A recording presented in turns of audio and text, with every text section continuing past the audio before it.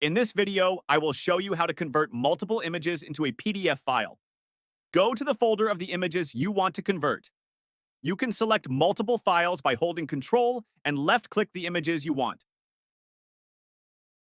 Once you're done with it, right-click any one of your selected images. For Windows 11, you may need to select Show More options. Then look for the Print option and click on it. A new menu will pop up. Here, you want to make sure you are under the Microsoft Print to PDF option.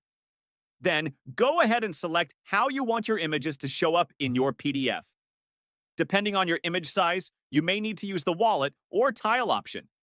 Otherwise, most of the regular size options will work.